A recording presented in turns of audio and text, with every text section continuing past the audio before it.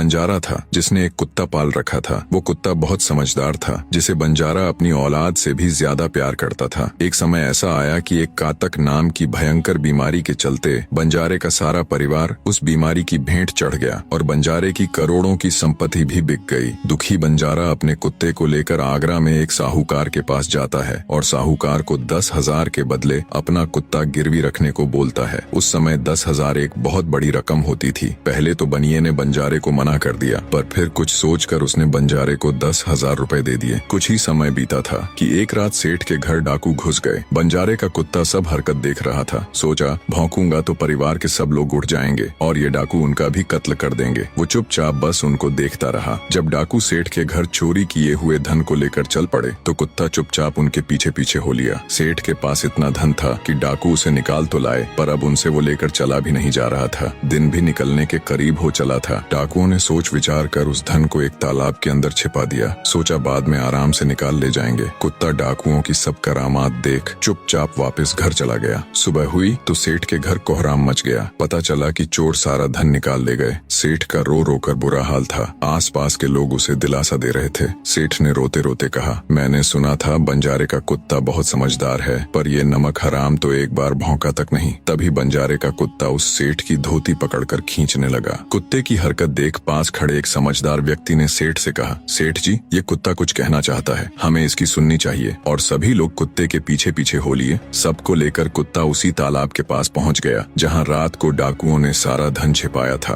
और तालाब में घुसकर अशर्फियों से भरी थैली अपने मुंह में दबाकर बाहर आया। तुरंत सेठ के नौकर उस तालाब में कूद गए और चोरी किया हुआ सारा धन बरामद कर लिया। सब देख सेठ आंखों में अश्रु लिए कुत्ते से कहता है, मुझे माफ कर देना, मैंने तुम्हें बहुत बुरा भला कहा। सेठ ने वही कागज मंगवाया और बंजारे के नाम चिट्ठी लिखी, भाई बंजारे, तेरे कुत्ते ने मेरे 10,000 पूरे कर दिए। मैं तेरे कुत्ते को तेरे पास भेज रहा हूँ। अगर तुझे और भी 10, 20, 50,000 की जरूरत हो तो मेरे पास आकर ले जाना। इतने समझदार कुत्ते को मेरे पास छोड़ने के लिए तहे दिल से तुम्हारा धन्यवाद। बनिया चिट्ठी कुत्ते के गले में टांग उसे नम आंखों से विदाई देता है। कुत्ता घूमता घूमता जब 4-5 दिन बाद बंजारे के पास पहुँचता है तो कुत्ते को आता देख बंजारे के तन बदन में आग लग जाती है। कहता है, मैं तुझे बनिए के पास गिरवी रख कर आया था और तू वहाँ से भाग आया। तूने मेरी बेइज्जती करवा दी। गुस्से में अंधा हुआ बंजारा तुरंत पिस्तौल निकाल कुत्ते को गोली मार देता है और सिर पकड़कर वहीं बैठ जाता है। कुछ देर बाद जब उसकी नजर कुत्ते के गले में टंगी हुई पर्ची पर पड़ी तब बंजारा वो पर्ची निकाल उसे पढ़ता है। पर्ची पढ़ते ही बंजारा फट पड़ता है। वो दहाड़े मार मार खून के आंसू रोता है। पर अब भला क्या हो सकता था। बंजारे की कहानी सुना महेंद्र गुप्त ठग की बेटी से कहता है, एक और कहानी सुनो लड़की,